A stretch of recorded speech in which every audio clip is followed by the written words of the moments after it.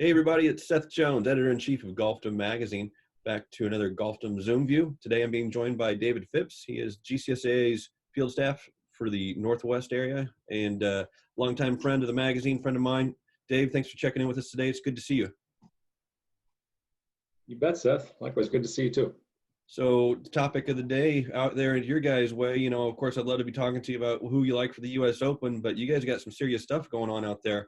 What's it been like? Talk to me about the wildfires they're going on all throughout the West. First of all, I don't know about you, but I'm sick of 2020. But I think what else can this year throw at us? I mean, I was asked that to somebody else, and he said, "How about an earthquake?" I said, "Don't say that." Yeah, it's all we need. It's just when you least expect it, it can happen. But boy, this thing came on really quick. All of a sudden I hear these reports of it's going to snow in Denver. I said, "Oh, figures. Denver always has this crazy weather. It's going to end up being cold." And the Rocky Mountain Association actually had to postpone their memorial tournament because it was on the Tuesday of that snowstorm, and they put it off a week, and so everything's fine. But with that low pressure came winds from the west. They blew right over the Cascades, and not just the ordinary winds. I mean, these things were raging 50, 60 miles an hour and coming over the top of the Cascades and really zooming when they start going downhill and stuff. That kind of wind with 85, 90 degree temperatures, it's a recipe for disaster. Some of these fires, they say they're still investigating. Some of them were caused by electrical lines that started something. Some might have been man-caused. It could have been a camper forest fire, and embers just blew with the wind that just popped up all of a sudden. Those things can happen. But these things grew like none other. They went from 0 to 100 in no time flat. And we got one fire. It's actually two fires that combined. It was one, the Lion's Head and the Beachy Creek fire. Started over in the Indian Reservation on the east side of the Cascades, and it has moved all the way across towards Salem now. It's probably got maybe a 160 mile or 100 mile length of it. Perimeter, I couldn't guess the size of it, but anyways, it's huge, and it's about ready to join with the Riverside Fire, which is just to the west of me here in Oregon City. Another big, huge fire down near Eugene, just east of Eugene, called the Holiday Farm Fire. That started just a few hundred yards to the west of Tokatee Golf Course. It's probably my favorite golf course in the state. It's just an amazing facility, and they just dodged a huge bullet because right now they're okay. But everything down the McKenzie River Highway from their course all the way down to almost Springfield has been demolished. There's been, I can't remember the number, I don't want to misquote, but there's been some really tragic situations come out of there. People lost their homes. A little boy was found in his car with his dog on his lap. It's just not, it's horrible. Yeah. And the Alameda Fire down in Medford, that thing started in Ashland. They had 50-mile-an-hour winds blowing from the south all the way up towards Medford, and it blew through City of Talent, City of Phoenix, and that thing started at 9 a.m. in the morning, and by afternoon, it had gone all the way through all these houses. And talked to the guys down there immediately, started calling them, seeing if they're okay, and everything was fine. They've all had been evacuated. Josh Loy, superintendent down there, was evacuated at 1 o'clock in the morning without warning. Laura Harvey down in Ashland was evacuated. She had to get all of her animals. She has a farm, so she had to get all of her animals, and she got everything but her two bull calves, which she just opened the fence and let them run just so they could just get away. She finally found them, and they're safe hands, and so they're good. So everything's good. So none of the superintendents I spoke with, between Laura, Josh, Matt Grove at Centennial, Craig Hilty at Rogue Valley Country Club, they all had employees that lost their homes completely. So there's 11 employees, 10 homes between them that have been totally demolished and destroyed to the ground. So trying to work something out here with the Oregon superintendents to do some sort of a GoFundMe to try to get some funds set up. And when that happens, I'll put some information out to everybody so people can chime in. But it's tragic loss there. Small fire by means of size compared to the ones up north in the Northern Cascades, but the damage was considerable. Yeah. Is there any sign of relief on this? I mean, what's the weather forecast like? Is there? I mean, what are you guys expecting? Weather's much cooler, actually. I looked at the weather forecast, last week, and it was always temperatures in the 80s and 90s, but it would never get above 70s because there's so much smoke in the air. Mm-hmm. So it definitely cools it. And I heard the weatherman talk this morning saying that the effect of all the smoke particulates in the atmosphere can actually trap moisture and create more rain, if you will. It'll seed the clouds, and that's helping a little bit. So the humidity is up. The winds have died down completely. It's just dead calm. But the downside of that is the smoke. We've got the worst air conditions in the world right now. We surpassed Beijing and Delhi in terms of air quality. You walk outside and you can smell it. When you can smell it, it's bad. It smells really, really strong. And there's ash all over our cars. It's just a gritty stuff. You got to be careful not to turn the wipers on. You got to hose everything off. It's nasty. And I just, for the superintendents out there still managing their golf courses, doing the best they can to stay safe, dust masks, your regular, these little guys aren't going to cut it. They're not going to work. And neither is your homemade jobby. It's not going to work either. You got to have the N95s, and those are hard to get. But these guys are still out there maintaining their golf courses. And Jim Myers at Columbia Edgewater, he's preparing for the ladies PGA Cambia Classic. That's happening this week. Practice rounds are supposed to be today, but I don't think they're going to play with this kind of smoke. Our AQI today, I'm guessing, is probably about 400, but we've been as high as some places in Oregon at 700, and that's unbelievable. Now, you're lifelong resident out there. Have you ever seen? Have you ever seen something like this before?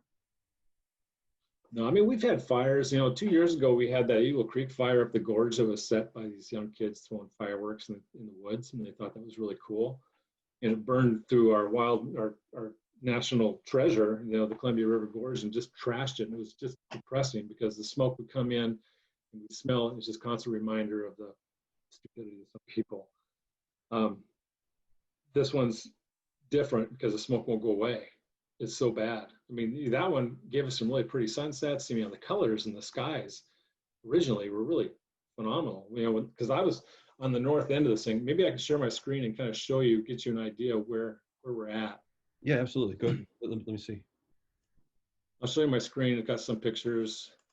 But over here on the left, you can kind of see the fires. This is down in Roseburg. Well, actually, I go down all the way down to Medford.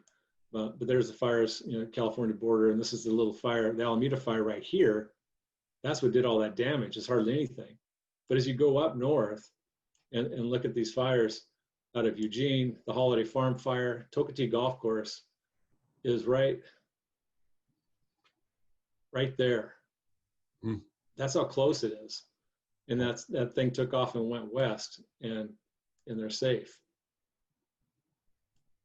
This is the big three up north, the Lion's Head and the Beachy Creek Fire that have combined. And then here's the one outside of, just east of me, the Riverside Fire. And just by comparison, the size of these things, that's roughly 45, 50 miles this way, 50, 60 miles this way. Wow. It's good size. My house is right over here in Oregon City. We do have a fire over here that's threatening a good friend of mine's house as well. But these fires just kind of hopped around and just leapfrogged, if you will. But that's Oregon. If you go up here to Washington, this fire up here, I don't know if I can zoom in. The Cold Springs fire actually burned through part of David Kidd's golf course up there, right here. Gamble Sands. You've heard of Gamble Sands. It kind of went through part of it. Check their Facebook page. They're open. They're doing well. They just burned some of the tall grass between the fairways, and that was it. So I mean, there you see how the impact, the size of these things are just huge. And over here on the right, that's my air filter. That's after a week. And some people, I've seen air filters like this after 3 days. Yeah. So after this talk here, I'm gonna head down to Home Depot and see if I can replace that. Wow. the evacuation zones here. I live here on the blue dot. I was in zone 2, which means pack your bags and get ready to go. But they since changed that and back to the green level. But this red level still, the level 3 evacuation is still in place, and that's just a mile from my house almost. Oh boy. This is Rogue Valley Country Club down in Medford, the Alameda Fire. Craig Hilty sent me that. This is the Alameda Fire. This is the size of it, how it started down here and just blew right through these communities. And mobile home parks and houses were just decimated. Yikes. Tokatee Golf Club. This is how close it was to their golf course right there. Oh my gosh. And I was just there 2 weeks ago and had breakfast right here on the porch. Huh. This is a fire bomber. It's hard to see. It's kind of a small picture. I clipped it from a video, but it was a fire bomber coming in to Centennial Golf Course and dropping retardant along the edge of his course. He said he made about 3 or 4 drops and dropped it on some of his tees and fairways. But that's the bonus down there. They had the bombers. They could actually go down and hit those fires with those. But here it's too smoky. They can't get air support in there quite yet. Mm-hmm. So it's in a lot of ways they're just letting these things burn out, and they're just trying to protect structures at this point. They don't foresee these fires being out until this winter, sometime maybe November, December. Oh my gosh, crazy stuff. Yeah. Crazy year. Well, we hope you this guys. Is just my view out my window in the morning. This is what I see out my window in the morning. It's just terrible. Huh. I don't know. It's not fun. Some of these pictures are just, felt like I was on Mars. And I looked at this and I thought, well, I kind of grinned because as a superintendent, what's the first thing we don't like? And that's trees, around our golf course. And of course, my house is just, you can barely see it. It's behind all these trees back here. So I got to get rid of some trees. And this is just a screenshot I took of our local news and just kind of the size of it. This is early on when the wind was still blowing west. But how much smoke was out there. But now this smoke, if you zoom out here, it's all the way up into northern Idaho, clear up into here. This whole area is just, California too. So I'd say almost the whole West Coast is going to be full of smoke. So in Kansas, I'm sure pretty soon, as soon as the smoke starts blowing that direction, you're going to have some beautiful sunsets and you'll be able to see all those lovely colors in the sky due to our forest fires, I'm pretty sure. Wow, so crazy. So crazy. Well, you guys stay safe out there. What did the superintendents that you talked to? I mean, obviously there's, you mentioned some of the one course that lost, their crew lost 10 homes and things like that. I mean, are they just, at that point, they just kind of, everybody just fends for themselves, or do they kind of stick together? Well, I mean, Red Cross has set up and done some really good things. And I'm pretty sure that some of the memberships of the courses have done some things for employees. There's shelters in place. Good.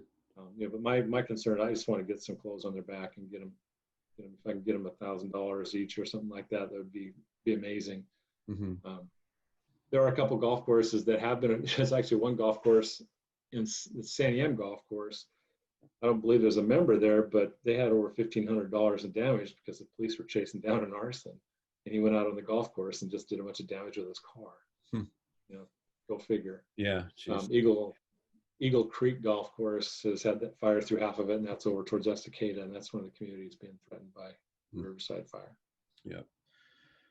Crazy stuff. Well, Dave, I'm glad that you're doing good, and I won't keep you too much longer because I know you got to go some filters for the house. But you guys stay safe, and keep us posted on what ends up going on out there. If you guys do a GoFundMe or whatever, and we'll spread the word on Golfdom. Okay? I sure will.